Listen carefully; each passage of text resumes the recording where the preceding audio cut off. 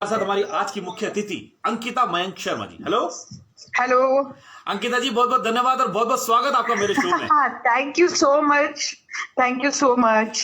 अच्छा, लोगों को कभी कभी लगता है कि जब टीवी पे काम कर ले तो इंसान फिर घर में काम नहीं करता है। ये हमसे पूछिए कि लॉकडाउन में कितना काम किया है हमने। क्योंकि मैंने कहा देखो जी, मेरे को तो पता नहीं है, बाकी सारी बात आप अंकिता जी से खुद पूछ लीजिएगा। और भाई इंसान काम करेगा नहीं तो बात बनेगी कैसे। बिल्कुल बिल्कुल बिल्कुल। भाई सीधी सी बात है, अंकिता किसी की बेटी भी तो है, मम्मा की डांट कैसे पड़ेगी फिर। बेटी भी है, बहू भी है, बीवी भी है। सोचो फिर, हर जगह से आपको कहीं ना कुछ सुनने को मिलेगा। बिल्कुल। तो अंकिता जी, बीच में लॉकडाउन रहा, जब सारे लोग इस समय लॉकडाउन में परेशान थे, जी। तो उस समय अंकिता क्या कर रही थी। उस समय अंकिता भी वही कर रही थी जो आप सब कर रहे थे। झाड़ू पोछा, डस्टिंग, खाना, तो कुछ घर को संभालना। हाँ, तो कुछ नया क्या किया उस समय।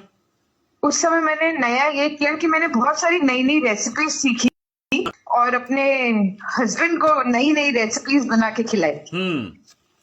तो मतलब इस समय तो ये काम हो सकता था, लगता था कि जितने पैसे हम अपनी मेड को देते हैं वो बच सकते हैं। हाँ, लेकिन पूछिए मत, कुछ दिन तो बहुत अच्छा लगा।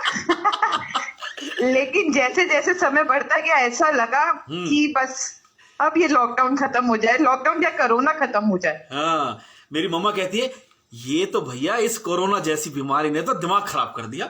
अरे तुम कहीं बाहर ही नहीं जाते हो। तो नहीं, वैसे बीवियों के लिए अच्छा था कि सारे पति घर पे थे। हाँ, वो उनके लिए बहुत बढ़िया था कि सब कुछ घर पे है। अच्छा, उसके बाद पतियों के लिए भी अच्छा था कि उनको पता लग गया कौन कौन से कोने में कैसी सफाई होती है। हाँ बिल्कुल, पतियों ने और कुछ सीखा नहीं सीखा, झाड़ू पोछा जरूर सीखा। भाई आप देखो, अगर आप वो काम की मना करें तो आप बोल सकते हो अच्छा पहले तो बड़ा कर रहे थे। बिल्कुल, अब तो परफेक्ट हो चुके हैं। हाँ बिल्कुल सही बात है। अंकिता, तो हम सभी जानना चाहते हैं कि उस दौरान किचन के अंदर जिस तरह से आपने बताया कि एक अलग अलग लोगों को जब अलग अलग जिम्मेदारियां दी जाती हैं, एक बीइंग मुझे लगता है कि बॉलीवुड जैसी इंडस्ट्री के अंदर काम करने से ज्यादा जिम्मेदारी ज्यादा होती है आपके प्रति। तो उस समय एक कभी कभी कुछ ऐसा होता, कभी कुछ गलत हो जाए या कुछ ऐसा लगा कि नहीं ये नहीं होना चाहिए, वो समय कैसा होता है। वो समय बिल्कुल वैसा ही होता है कि बस ऐसा हो जाए कि सब चेंज हो जाए, सब अच्छा हो जाए वापस से। ये गलत चीज जो है या ये जो गलत मोमेंट है, बस ये फटाफट से निकल जाए और सब कुछ अच्छा हो जाए। हाँ बिल्कुल सही, बिल्कुल सही है। लोगों को ऐसा लगता है कि भाई फटाफट जल्दी से कुछ सी हो जाए, अच्छा लग जाए। अंकिता, इस समय आपको जो मैसेजेस हमारे पास यहाँ आ रहे हैं, मध्य प्रदेश से आपके पास मैसेज पहुंच रहे हैं, पंजाब से आपको नमस्ते कही जा रही है, नमस्ते, सत श्री अकाल। इस समय आपको भोपाल से नमस्ते कही जा रही है, इस समय आपको पाकिस्तान से नमस्ते कही जा रही है। अरे वाह।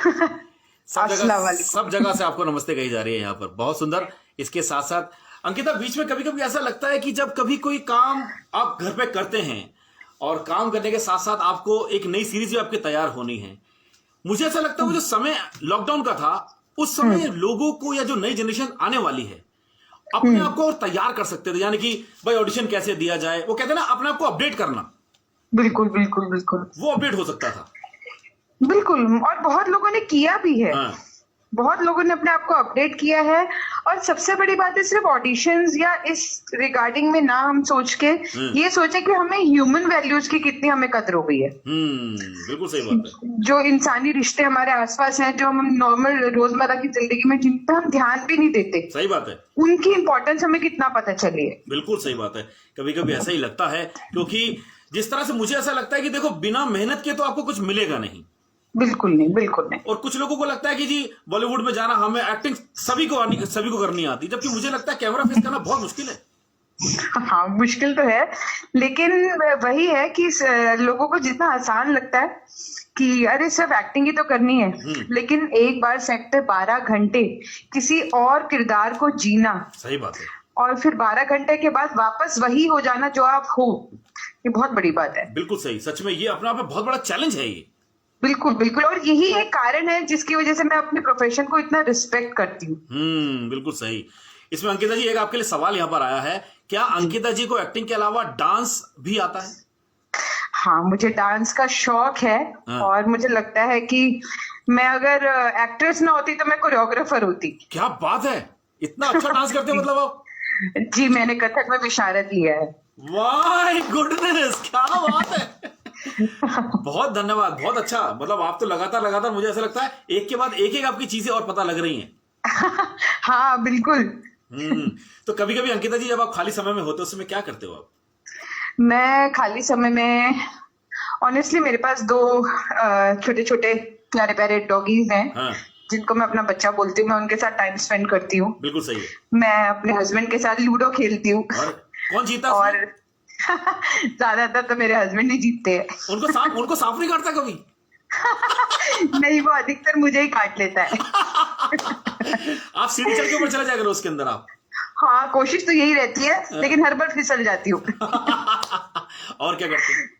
और मैं कुकिंग करती हूँ और कुछ लिख भी लेती हूँ कभी कभी। Very good, very good. ये तो बहुत अच्छी बात है। मुझे ऐसा लगता है अंकिता इस समय आपकी जो आवाज है वो इस समय लगभग 27 कंट्रीज के अंदर जा रही है। मैं चाहता हूं जो नई जनरेशन इस समय बॉलीवुड के अंदर, क्या मैं बोलूंगा कि शायद एक्टिंग की फील्ड में आना चाहती हूँ, चाहे वो थिएटर करे या कुछ भी करे, उनके लिए आपका एक प्यारा सा संदेश क्या है उन बच्चों के लिए? मेरे लिए, मैं उन लोगों के लिए सिर्फ एक ही संदेश दूंगी कि बहुत लोग बोलेंगे ऐसा है प्रोफेशन, बॉलीवुड ऐसा है, सब बहुत सारी नेगेटिव चीजें भी बोलेंगे, बहुत सारी चीजें बोलेंगी।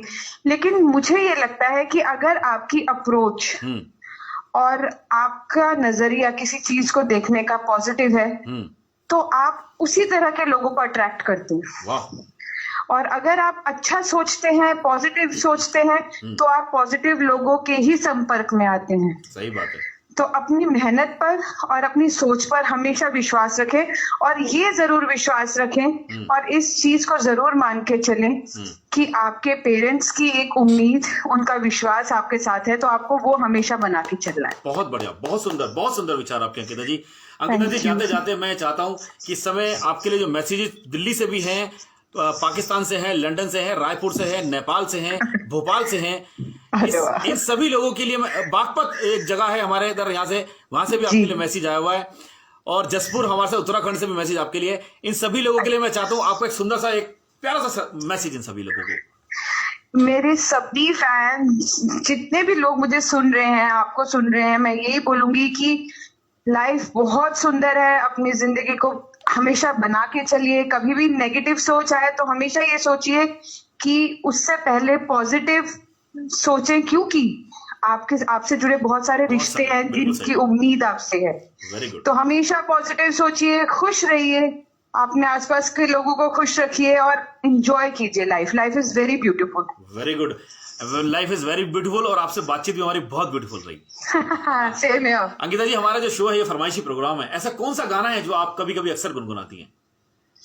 मैं तो नहीं, लेकिन मेरे हस्बैंड मेरे लिए जरूर गुनगुनाते हैं, ओ हंसनी। और पास में है क्या अभी वो? हाँ बिल्कुल, मेरे पास नहीं है। आज तो एक रोटी उनको ज्यादा खिला देना आप। हाँ जी, एक रोटी ज्यादा खिला देना उनको आज आप। बिल्कुल बिल्कुल। Thank you so much Ankita ji, हमसे बात करने के लिए बहुत बहुत शुक्रिया आपका। Thank you Manish ji. Thank you.